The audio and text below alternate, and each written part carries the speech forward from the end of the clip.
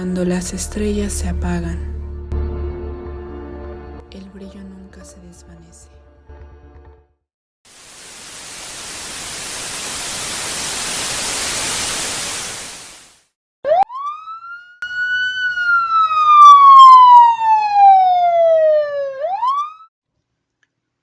En la zona de Liguera, Bolivia, tras develarse la presencia de uno de los hombres más buscados del mundo y con instrucciones de ser llevado a Norteamérica, Félix Ismael Rodríguez, bajo la identidad de Félix Ramos, se encontró ante quien es hoy un emblema de la insurrección, un ícono cultural y de la rebeldía, el cual, consciente de su destino, le respondería: «Póngase sereno y apunte bien, que va usted a matar a un hombre». Y así quedaría marcado aquel 9 de octubre de 1967. Mi nombre es Miguel Ángel Pérez y te invito a que me acompañes y conozcas sobre la increíble y controvertida historia de Ernesto el Che Guevara, en un nuevo episodio de Cuando las estrellas se apagan. Aprendimos a quererte desde la histórica altura donde el sol de tu bravura le puso. La vida de quien sería un ícono en Latinoamérica e iniciara con revoluciones enteras tendría como inicio la polémica de su lado. Bisnieto de uno de los hombres más ricos de Sudamérica, Ernesto Guevara de la Serna nació un 14 de junio de 1928. Fue médico de formación de la Universidad Nacional de Buenos Aires. Inició sus estudios universitarios, los cuales fueron interrumpidos por aquellos famosos viajes, de los cuales, junto con su amigo Alberto Granado y Carlos Calica, significarían una muestra de tan distintivas ideas antiimperialistas, las cuales eran la idiosincrasia de Ernesto. Ya sea en bicicleta, moto o con poco dinero, los lugares que visitaría no solo serían aquellos que marcarían sus ideales, sino a los que muchos llaman con romanticismo una experiencia social y humana. Países como Chile, Venezuela y Bolivia formaron parte de este recorrido interrumpido desde el año de 1950 hasta llegar a 1952, pues aquí ocurre un patrón: las revoluciones que se estaban gestando en Sudamérica. A lo largo de su segundo viaje, que iniciara en moto junto a Alberto Granado durante 7 meses, sería en el cual las estrechas relaciones y vínculos marcarían aún más no solo los ideales de Ernesto, sino que refrendaba la idea del cambio social y el papel de marginación imperante en aquel entonces en América Latina, el cual era un causante por el papel que desempeñaba Estados Unidos. Asimismo, conocerían a personajes que marcarían aquella imagen idealista. Por ejemplo, esa primera relación estrecha con el médico Hugo Pesce, la cual fue vital. Hugo Pesce fue un médico de Lima, dirigente del Partido Comunista. Fue partícipe de aquel cambio que en Ernesto se gestaba, ideas marxistas, de cambio a lo que llamaría la América Unida. En este viaje, Guatemala sería decisivo, pues marcaría el papel que gestaría más adelante en Cuba. Durante su estancia por 9 meses en el año de 1954, conocería a quien fuese su primera esposa, Hilda Gadea. Aquí se encontraría con el intento de derrocamiento de un gobierno de Jacobo Arbenz, quien fue uno de los militares que formó parte del derrocamiento del anterior gobierno del dictador Castañeda. Y a pesar de haber realizado reformas importantes, fue interceptado por el gobierno estadounidense por afectar los intereses de empresas establecidas en dicho país. Sin embargo, esto solo sería el inicio de un largo periodo de dictaduras militares en Guatemala. Guatemala fue decisivo, pues no solo terminaría de gestar estos ideales, sino que aquí tuvo su primer encuentro con participantes exiliados cubanos en la toma del famoso cuartel Moncada. Esa famosa toma para derrocar a Fulgencio Batista. Acá aparecieron Nico López, que le contaría de quien fuese su compañero y posible traidor, el abogado Fidel Castro y su hermano Raúl, ambos exiliados por el intento de golpe de Estado en 1953. En Cuba, el 26 de julio de 1953, un grupo de radicales seguidores de Fidel asaltaron el cuartel Moncada, pero fracasaron. Castro fue aprehendido, se le hizo un juicio político y fue condenado a 15 años de cárcel. Él se defendió con uno de sus textos, el cual se le conoce como La historia me absolverá. El país no puede seguir de rodillas implorando el milagro de unos cuantos becerros de oro. Los problemas de la República solo tienen solución si nos dedicamos a luchar por ella.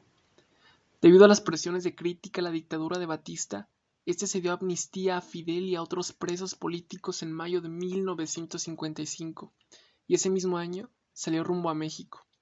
Por cierto, Ñico sería aquel autor de tan célebre apodo a Ernesto, el Che.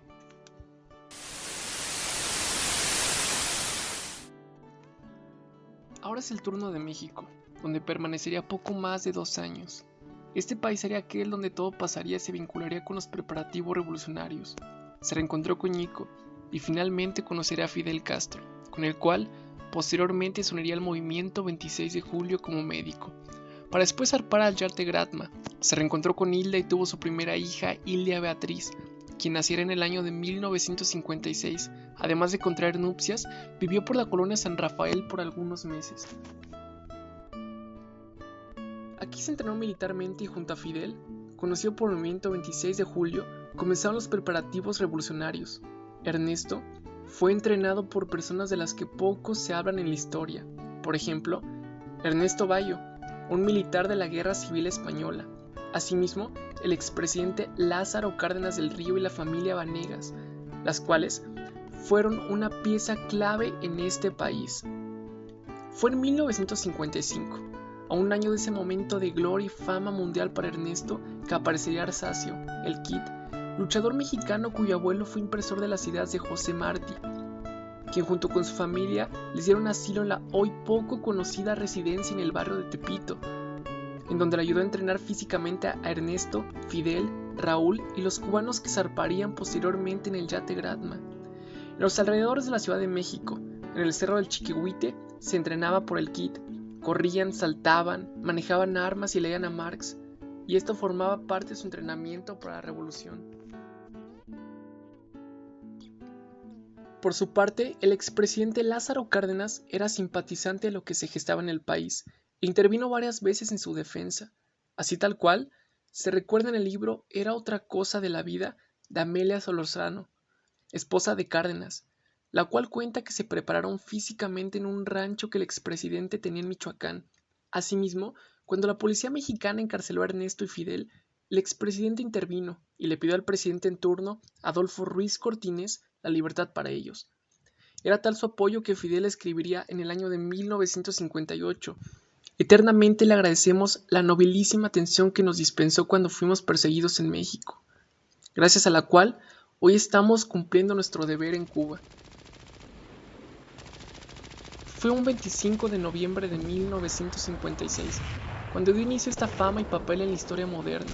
82 guerrilleros zarparon desde México con una travesía de 7 días en las costas orientales de Cuba, hasta internarse en Sierra Maestra, donde posteriormente triunfaron con la ocupación de la fortaleza de San Carlos. Sin embargo, en Cuba era una historia distinta. El guerrillero y joven rebelde era manchado por el sanguinario quien mataba a sangre fría, quien escribiría: tengo que confesarte, papá, que en este momento descubrí que realmente me gusta matar. Tras el ocupamiento de la revolución en el poder, aquí comenzaría la controversia acerca de la enemistad con Fidel Castro. Esta historia entre ambos que se forjaría en México, en Cuba tuvo otro desenlace. Por órdenes de Fidel, a Guevara se le designan diversas responsabilidades de Estado y de gobierno, tales como jefe militar de la cabaña y de capacitación del ejército rebelde, jefe del Departamento de Industrialización del Instituto Nacional de la Reforma Agraria, presidente del Banco Nacional de Cuba y finalmente jefe militar de la región de Occidente. Aquí da un salto a la esfera pública, pues al nacionalizar las empresas estadounidenses en 1960 y 1961 emprende una gira diplomática por los países comunistas de la época. Entre sus responsabilidades de Estado, el ser ministro de Industria y director general del Banco Nacional daban mucho de qué hablar. En el primero, su papel fue comprar tecnología socialista. La planificación de la economía se hizo de forma errática. Se cultivaba 4 veces al año un producto. Se quiso una revolución industrial agrícola. Sin embargo, los campesinos eran acosados por la burocracia y para muchos se había transformado en una dictadura para los campesinos. Como director del Banco General, el Che viajó por la URSS, Checoslovaquia, Y aquí tendría una principal diferencia con Fidel. El Che insistía en una economía de autoconsumo y expansión de revolución. Con el cometido de hacer una revolución continental, en 1965 luchó en apoyo en el movimiento del Congo, la cual, a raíz de la pérdida de apoyo internacional que tuvo, no consiguió su objetivo. Ese deseo de exportar la revolución lo llevó a Bolivia en el año de 1966, donde se desatarían miles de teorías en relación a su muerte, la entrega de Fidel a la CIA y sus restos posteriormente. A principios de 1965 se escribió la famosa Carta a Fidel, en la cual renunciaba a todos sus cargos y a la nacionalidad cubana, anunciando su partida a nuevos campos de batalla, donde apareció la icónica frase "Hasta la victoria siempre". Antes de ir a Bolivia, se reuniría con Perón en Madrid para pedir apoyo en su proyecto guerrillero, pero no aceptó. Bolivia era gobernada por una dictadura de René Barrientos. Tenía un grupo de 47 combatientes con el nombre del Ejército de Liberación Nacional de Bolivia, quienes fueron emboscados hasta el año de 1967. El Che resultó herido de bala y fue capturado con Simeón Cuba, ambos trasladados a La Higuera, y así, el 9 de octubre, poco después del mediodía, el presidente Barrientos dio la orden de ejecutar al Che.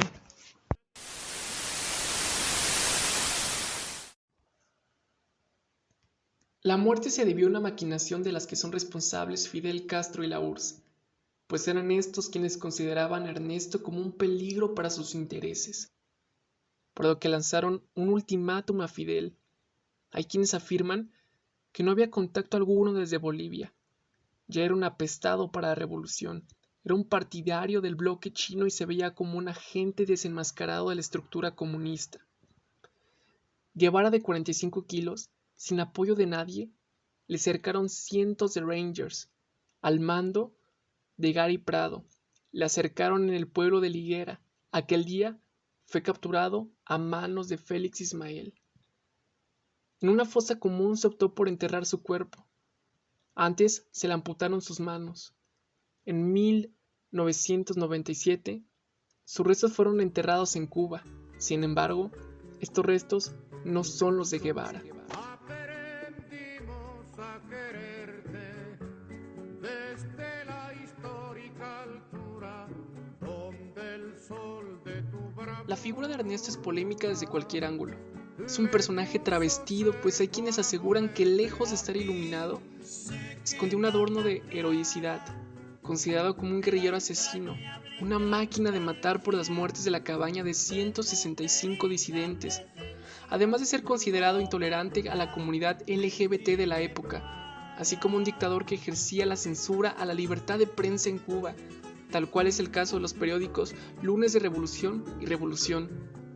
Y a más de 50 años de su muerte, su legado lo coloca como un símbolo de los cambios históricos. Es hoy un ícono cultural, un personaje desigual para muchos y un pacifista ilustrado libertario para otros. Pero no cabe duda que hoy es un artículo de consumo en todos lados. Post en redes sociales, playeras, tatuajes en brazos de artistas como fue el caso de Maradona, y en banderas donde su rostro ondea como una figura ícono de América Latina. Sin duda, una guía para los intransigentes y activistas sociales que buscan el tan añorado cambio. Un hombre del momento, un hombre que captura la atención de la época, adornado de los elementos que rodean a un arquetipo de lo que debe ser un buen revolucionario. Cualidades como un joven idealista intransigente, un joven que tapizó los periódicos. Pero sin embargo, hay algo que debemos cuestionarnos acerca de su figura. Y es el caso si realmente es Ernesto a quien conocemos, o es solo la dulcificación de una adolescencia rebelde y una vida bohemia, o si es un personaje histórico, o un producto prefabricado para llevarlo como complemento en todas partes. Quizá no lo sabremos con certeza, pero sí sabremos que conforme transcurre la historia se seguirá resignificando su mito, el mito de la resistencia, el mito de los sueños. Y es por esto que Ernesto jamás morirá. Es por esta razón que continúa y continuará vivo. Te conduce a nueva empresa donde esperan la firmeza. Esta fue la historia de Ernesto Guevara de la Serna, la historia bohemia de quien es odiado y amado por montones.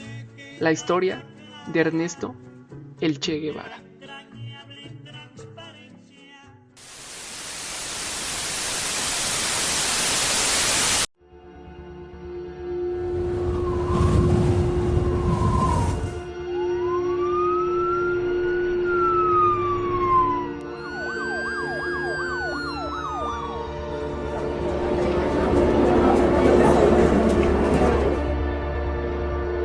Cuando las estrellas se apagan.